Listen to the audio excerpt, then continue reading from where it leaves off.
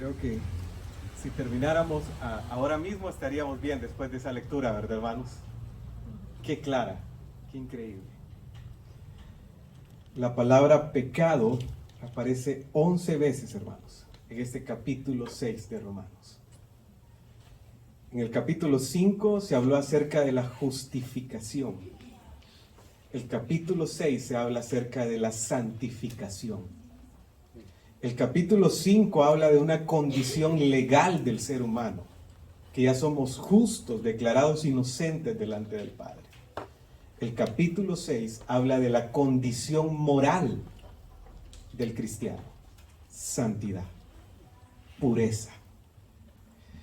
Antes de poder ir, hermanos, al capítulo 6, solamente quiero referirme a San Mateo, capítulo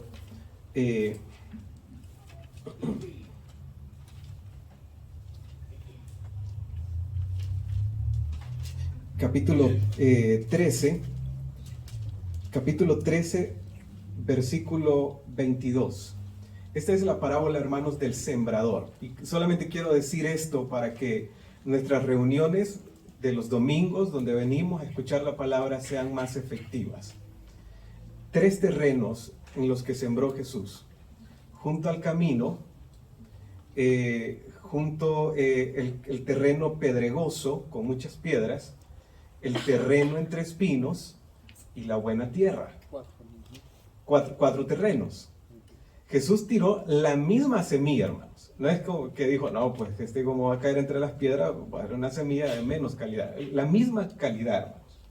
Pero ¿qué hizo que un terreno fuera buen terreno? Versículo 23 de San Mateo 13. Dice, pero el que recibió la semilla, que cayó en buen terreno, este es el que oye la palabra y la entiende, y así produce cosecha. Si usted quiere ser un buen terreno donde la palabra del Señor esté sembrándose cada domingo, cada vez que nos reunimos, y nuestra reunión pues sea efectiva en el buen sentido de la palabra, hermanos, escuchemos.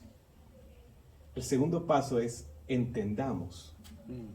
Y el tercer paso es practiquemos lo que entendemos. Los otros 3 terrenos, el problema es que uno solo escuchó, pero no entendió. El siguiente problema del otro terreno es que escucharon, entendieron, pero no practicaron. Así que en esta mañana vamos a iniciar en el primer paso: escuchar. Esta mañana todos vamos a escuchar la palabra. Y el segundo paso, ¿cuál es? Entender. ¿Qué es lo que Dios me está diciendo a mí? No es al vecino que está ahí junto a usted. No, es a mí. Y el tercer paso, practicar lo que aprendemos. Bueno, ahora sí vamos a Romanos 6. Romanos 6, hermanos, como lo dije anteriormente, está totalmente entrelazado con Romanos 5.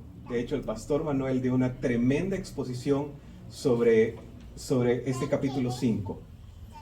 En Romanos 6 se habla que el resultado de la justificación es la santificación. En otras palabras, es una persona que ha experimentado la justificación del Señor, es una persona que nunca, jamás en su vida va a desear vivir en pecado nuevamente. Santificación. En este capítulo 6 se dan diferentes temas importantes. Por ejemplo, en el capítulo 6, versículo 22, mire lo que dice. Versículo 22. Dice, pero ahora que han sido liberados del pecado y se han puesto al servicio de Dios, cosechan la santidad. Cosechar la santidad. Es como disfrutar del fruto de la justificación. Santidad. Otro tema importante está en el versículo 4. Dice el versículo 4, por tanto, mediante el bautismo fuimos sepultados con Él en su muerte, a fin de que, así como Cristo resucitó por el poder del Padre, también nosotros llevemos una nueva vida. Otro tema es la nueva vida. En el versículo 2 dice que de ninguna manera podemos volver a vivir en el pecado. Otro tema, morir al pecado. El versículo 11 hay otro tema importante, vivir para Dios. Así que estar expuestos a Romanos 6 es tener toda una porción increíble de muchos temas. Hay dos divisiones de este capítulo, pero solamente vamos a quedarnos en la primera división, pero se los quiero mostrar. Del versículo 1 al versículo 10 está la primera división, es que el cristiano no puede permanecer en pecado. El Hijo de Dios no puede permanecer. La palabra clave es el hecho de permanecer en pecado. La segunda división está del versículo 15 al versículo 23. El cristiano no tiene permiso para pecar. Ahora, estas dos divisiones las podemos encontrar por una palabra clave. De ninguna manera. Mira el versículo 2. De ninguna manera. Mira el versículo 15. Dice, entonces que vamos a pecar porque ya no estamos bajo la ley, sino bajo la gracia. De ninguna manera. Así que 2 veces el apóstol Pablo pone esta frase que dice, de ninguna manera. La idea es, nunca va a suceder esto. Pero ¿por qué se desarrolla este tema? Versículo 1 es como la plataforma para poder entender todo el capítulo. ¿Qué concluiremos? ¿Vamos a persistir en el pecado para que la gracia abunde? O sea que tenemos que pecar para que la gracia abunde. ¿Y de dónde viene este tema? Bueno, del versículo 20, que dice, porque cuando abundó el pecado, sobreabundó la gracia. Entonces alguien puede decir, bueno, si la gracia sobreabunda cuando hay pecado, simplemente tengo que pecar. De ninguna manera. Lo que este versículo está diciendo es que antes de venir a Cristo, nuestros pecados, aunque eran bastantes o eran muchos, la gracia sobreabundó para perdonar todos esos pecados. Pero la gracia no es licencia para seguir pecando. Así que nuestros hermanos, amados hermanos, que luchan con esta doctrina de la gracia, que somos salvos mediante la obra de Cristo, ellos tienen este conflicto porque ellos dicen, si somos salvos por la obra de Cristo y no por obras, eso significa que le damos permiso a la gente de que peque, pero no. Porque dice, de ninguna manera, si el Señor ya nos salvó, si tenemos la nueva vida en Cristo, no vamos a desear vivir en pecado. La gracia no es una licencia para permanecer en el pecado. Este mismo problema de pensar que la gracia es una licencia para permanecer en pecado ha estado a lo largo de la historia. Por ejemplo, en Judas 4 dice, porque algunos hombres han entrado encubiertamente, los que antes habían sido destinados para esta condenación, hombres impíos que convierten en libertinaje la gracia de nuestro Dios. ¿Qué significa convertir en libertinaje la gracia de Dios? Pensar que porque estamos bajo la gracia, porque Dios no nos condena, porque Dios pasa por alto mi pecado, pues puedo permanecer pecando. No. Gálatas 5:13 dice, pero ustedes, mis hermanos, han sido llamados a vivir en libertad, pero no usen esta libertad para satisfacer sus deseos naturales pecaminosos. Bueno, como Dios me perdona, no hay problema, puedo satisfacer mis deseos. No se puede. El versículo 1 del capítulo 6 de Romanos dice entonces, ¿con qué concluiremos? ¿Vamos a persistir en el pecado para que la gracia abunde? El término persistir es continuar haciendo algo, permanecer pecando. En ninguna manera. Así que primeramente nos vamos a centrar esta mañana en 5 razones por qué el Hijo de Dios no puede permanecer en el pecado. 5 razones por qué el Hijo de Dios no puede permanecer en el pecado. Versículo 2. De ninguna manera, nosotros que hemos muerto al pecado, ¿cómo podemos seguir viviendo en él?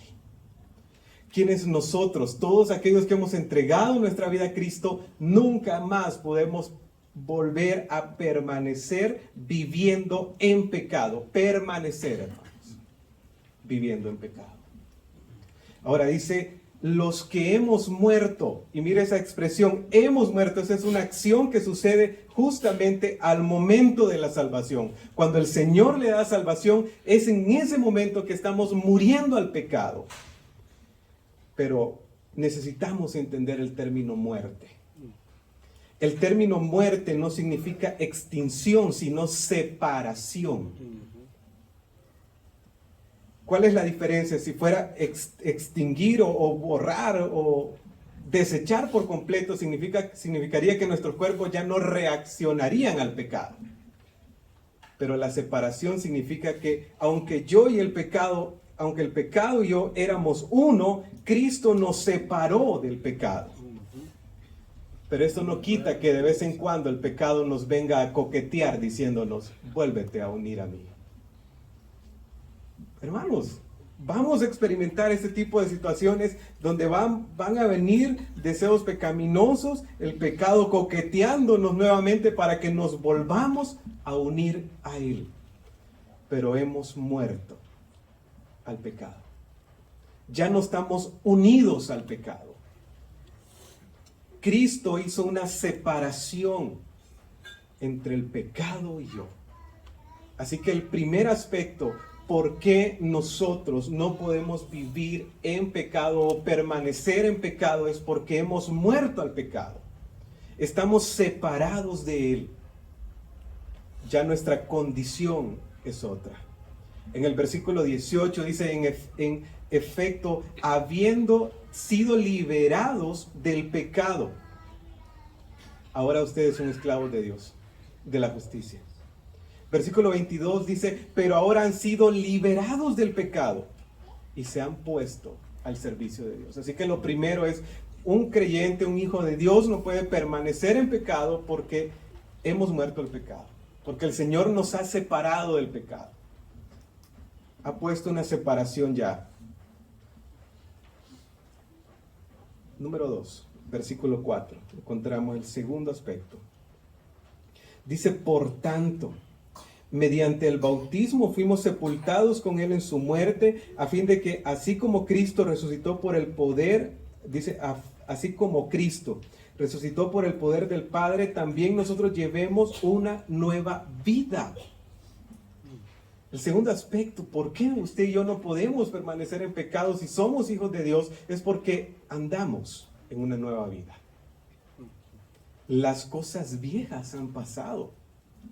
He aquí, todas son hechas nuevas. Es una nueva vida. Y la manera de cómo el apóstol lo está ilustrando es utilizando la imagen del bautismo. Muestra una sepultura, pero también muestra una resurrección.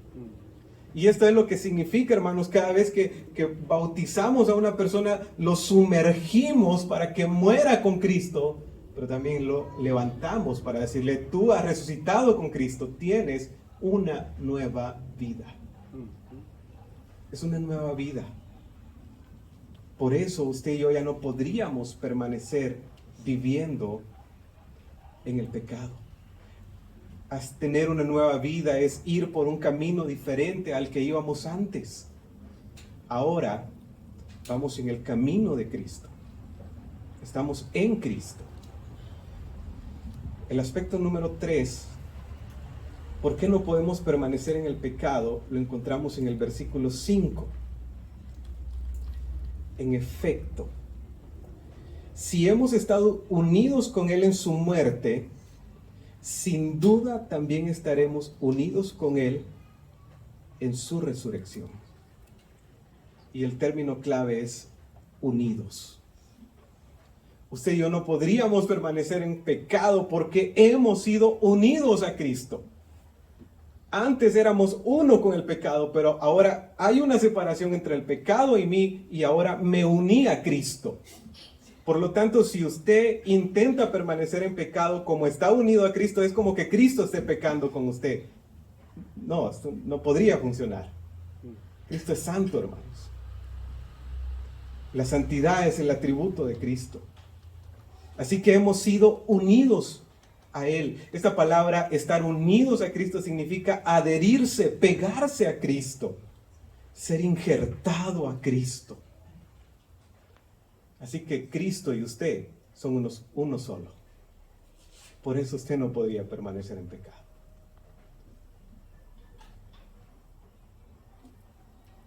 Mira lo que dice el versículo 6. Sabemos que nuestra vieja naturaleza fue crucificada con Él. Ahora, ¿por qué Cristo crucificó nuestra vieja naturaleza, como lo dice aquí? Para que nuestro cuerpo pecaminoso perdiera ¿qué? Su poder.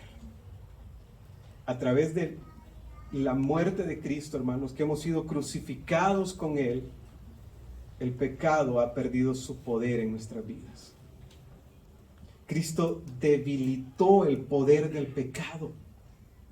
Dice, para que el pecado pierda su poder. Así que el pecado ha perdido su poder, pero cuando el pecado nos viene a coquetear, somos nosotros quienes le cedemos el poder al pecado. No porque Él tenga poder sobre nuestra vida, sino porque nosotros le estamos cediendo ese poder nuevamente. Así que el tercer aspecto, ¿por qué un creyente no puede permanecer en una vida desordenada de pecado? Es porque está unido a Cristo. Número 4. En el versículo 7, mire lo que dice. Porque el que muere queda liberado del pecado. La Nueva Traducción Viviente dice, pues cuando morimos con Cristo, fuimos liberados del poder del pecado. Así que usted ha sido libre del pecado. Antes nosotros estábamos encerrados en el pecado, capturados por el pecado, pero ahora somos libres. Somos libres, hermanos. Porque el que muere queda liberado del pecado. ¿Y cuándo morimos? Cuando fuimos a Cristo. Cuando le dijimos, Señor, yo ya no puedo seguir viviendo así. Ahora necesito vivir para ti. Así que ahora si nos encerramos en el pecado, si dejamos que el pecado nos capture, es como aquel preso que ya está en libertad, pero que dice, no, mejor quiero regresar nuevamente a prisión. El Señor ya nos liberó, hermanos. Esa libertad está para nuestras vidas. Número 5, versículo 10. Encontramos el aspecto número 5. Dice, en cuanto a su muerte, murió al pecado una vez y para siempre. En cuanto a su vida, vive para Dios. La Nueva Traducción Viviente dice, cuando Él murió, murió una sola vez, a fin de quebrar el poder del pecado. El aspecto número 5, ¿por qué un creyente no puede permanecer en pecado? Es porque Cristo destruyó el poder del pecado en nuestras vidas. El pecado está destruido, hermanos. Dice, a fin de quebrar el poder del pecado. Y fue una sola vez. La muerte de Cristo fue suficiente para destruir al pecado, hermanos. Fue suficiente. Una sola vez. Para que ahora podamos vivir para el Señor. Así que aunque el pecado sigue siendo un impulso en nuestras vidas, porque no fue, recordemos que fue una separación que hubo, que pasó en nuestras vidas cuando Cristo nos rescató. Hermanos, el pecado ya no tiene poder sobre nosotros. Amén. Ya no tiene poder. Así que estas son las 5 razones por qué nosotros no podemos permanecer en el pecado. Y voy a volverlas a decir porque la aplicación viene en sentido a esto, lo que hemos visto. Número 1, porque hemos muerto al pecado. Hemos sido separados del pecado. Quiero dejar claro esto. Esto no quita que el pecado le venga a coquetear. Tranquilos. Si el pecado le está coqueteando, no hay problema. Es como que le está diciendo, volvete a unir a mí. pero usted ya sabe, estoy separado y no puedo. No puedo volver. El problema es si usted cede al coqueteo del pecado. Si usted dice, no, pues está bien, claro que sí quiero estar. No, no se puede. Número 2, no podemos permanecer en el pecado porque hemos sido sepultados, resucitados con Cristo para andar en una nueva vida. Número 3, porque hemos sido unidos a Cristo. Usted y Cristo son uno solo. Muy buena imagen esa. Somos uno. Número 4, porque hemos sido libres del pecado. El Señor nos sacó de esa cárcel. Y número 5, porque Cristo destruyó el poder del pecado en nuestras vidas. Habiendo dicho esto, uno queda, pero ¿qué hago con toda esta información? ¿Cuál es el propósito del apóstol Pablo en dar estos aspectos, en poder mostrar todas estas áreas de cómo Cristo nos liberó del pecado? Bueno, en el versículo 10, versículo 11, tenemos la aplicación para nuestras vidas. ¿Qué es lo que la palabra del Señor quiere que hagamos con esto? De la misma manera. Que es como pasa de mostrar toda una doctrina a ir a nosotros. Dice, de la misma manera, también ustedes considérense muertos al pecado, pero vivos para Dios en Cristo Jesús. Para cerrar esta mañana, le voy a mostrar 3 maneras como el creyente debe de responder al pecado. 3 maneras de cómo debemos de responder al pecado después de mostrar toda una doctrina que ya nos enseñó en los versículos anteriores. De la misma manera, ustedes considérense muertos. La primera manera de cómo vamos a responder al pecado es considerándonos muertos. Esta palabra considerar, la idea es ténganse por muertos, siéntanse muertos. Bueno, pero la idea no es sentir, hermanos. No es un sentimiento, sino más bien es actuar en base a esta realidad.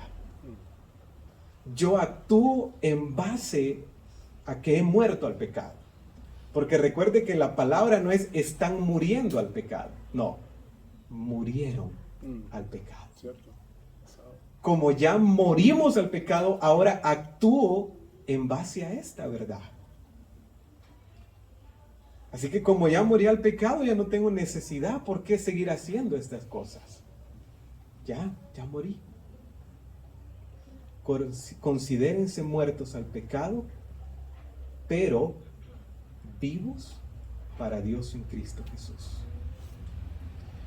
Un comentarista dice que la idea de esta palabra es orientar nuestras vidas en base a esta verdad que hemos muerto. Lo segundo es proceder en nuestras vidas en base a esta verdad. Orientar y proceder en nuestras vidas de acuerdo a esta verdad que hemos muerto al pecado. ¿Y cómo sería actuar en base a esta realidad? Si pensamos en una persona que ha muerto físicamente, nadie le va a ir a dar comida a esa persona porque sabe que ya murió. No es necesario. La idea de actuar en base a esta realidad es: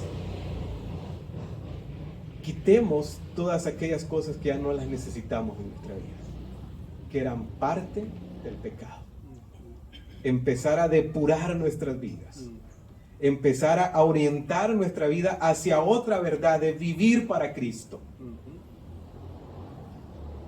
Y esto es poderoso, hermanos. Pero si no hemos muerto al pecado, no podemos vivir para Dios. Porque dice, considérense muertos al pecado, pero vivos para Dios. Así que no es que podemos estar medio muertos al pecado y 100% vivos a Dios. No funciona. Si no hemos muerto al pecado, No podemos vivir para Dios. Así que lo primero es considerarnos muertos. ¿Cómo se considera usted mismo en este tiempo? ¿Se considera muerto al pecado o cree que todavía está medio moribundo el pecado? Ahí va. Todavía con algunos signos vitales ahí el pecado. No, hermanos, considerarnos muertos. Segunda aplicación. Versículo 12. Por lo tanto, no permitan ustedes que el pecado reine en sus cuerpos mortales, ni obedezcan a sus malos deseos. La segunda aplicación es no permitir que el pecado reine en mi vida. Mire, esa palabra permitir significa no cederle en ningún momento al pecado, ni la mínima oportunidad. Porque con un poquito de oportunidad que usted le da al pecado, entró al reino de su corazón. Dice el texto, por lo tanto, no permitan ustedes que el pecado reine. La idea de esa palabra reinar significa dar el dominio de nuestra vida al pecado. Pero yo quiero que notemos un aspecto importante. No permitan que el pecado reine en sus cuerpos. No habla del corazón, habla de la mente. Cuerpos mortales. No habla de la parte espiritual, habla de la parte mortal nuestra, nuestro cuerpo. Que el pecado no reine, hermanos, en nuestras vidas. Ni obedezcan a sus malos deseos. La Nueva Traducción Viviente dice, no permitan que el pecado controle la manera en que viven ustedes. Esta traducción está más clara. No permitir que el pecado controle nuestra manera de vivir. No caigan ante los deseos pecaminosos. La Reina Valera tradujo esta palabra deseos pecaminosos como concupiscencias.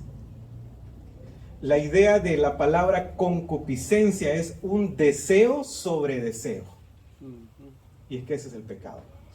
No es simplemente un deseíto ahí pequeño, controlable. No, el pecado es un deseo sobre deseo. Que usted, no, es que no me puedo detener.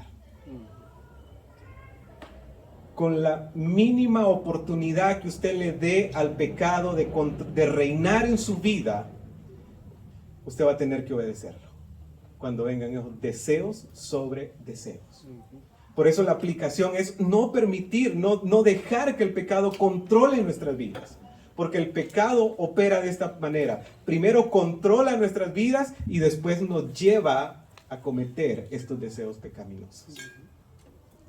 Así que la clave está en cuidarnos.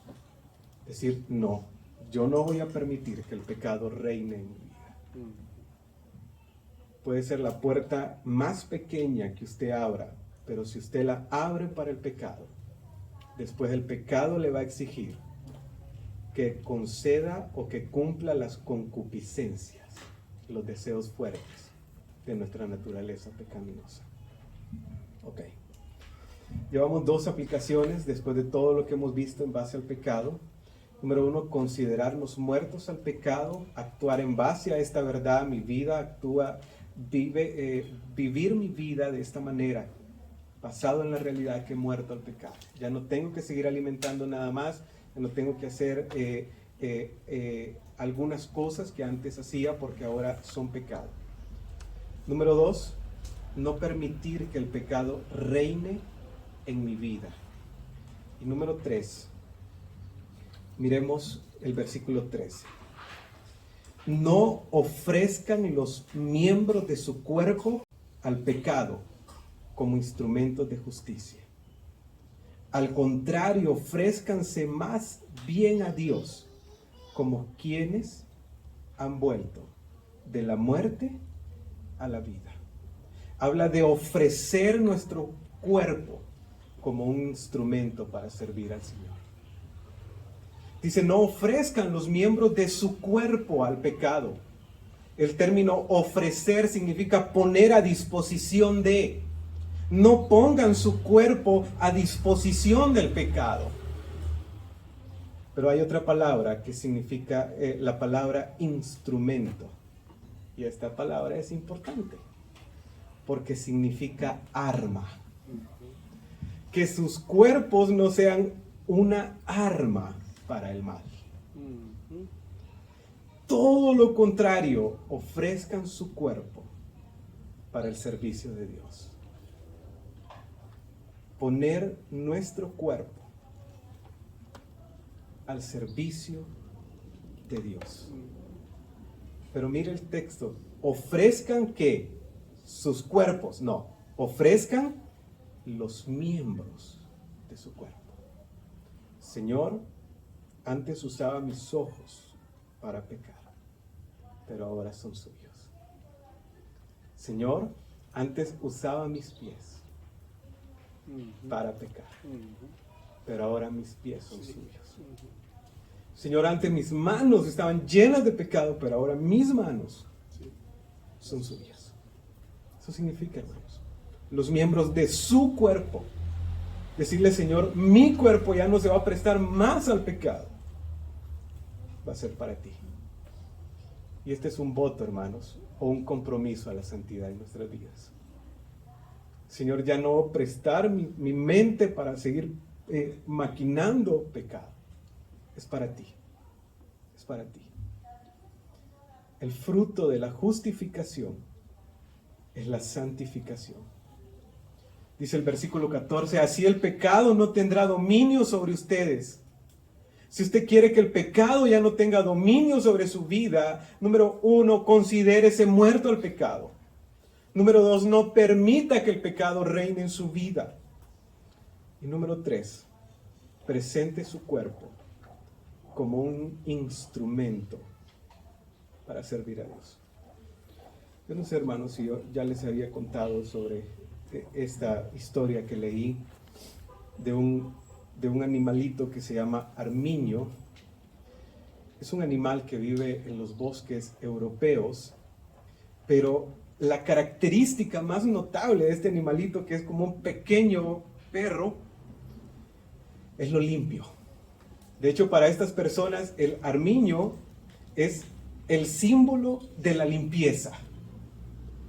Pero como es un animal tan limpio, los cazadores lo persiguen, hermanos.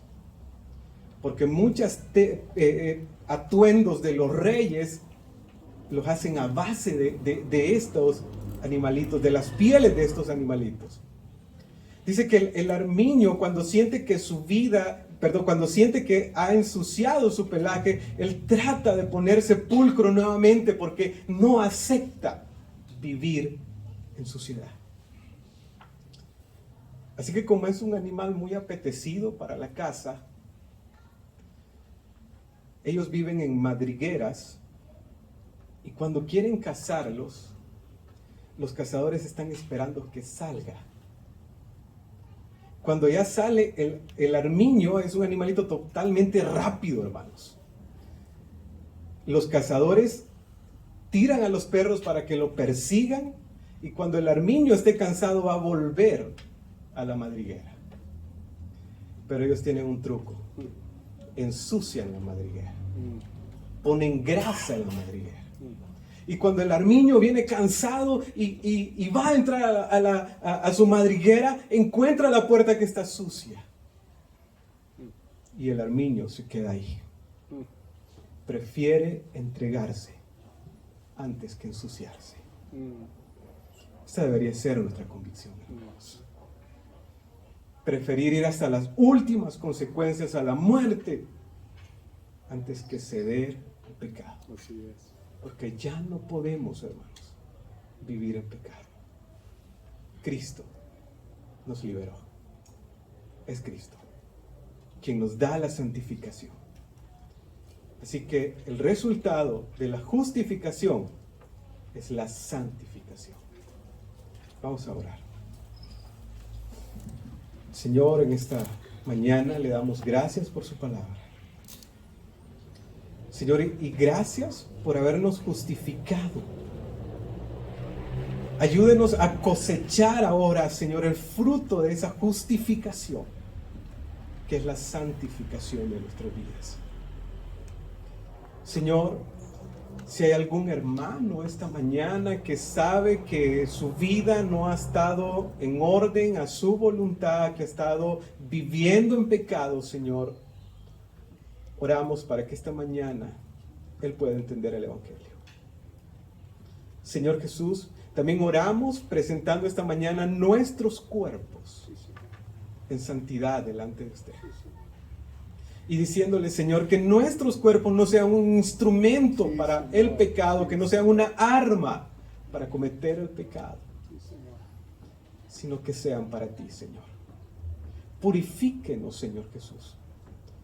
Perdónenos de todos nuestros pecados y permítanos que esta mañana, ahora que hemos escuchado su palabra, que la podamos entender, pero que también la podamos vivir, Señor. Mueva nuestros corazones, Señor Jesús, a vivir en su santidad, no seguir más coqueteando con el pecado. En el nombre de Jesús. Amén.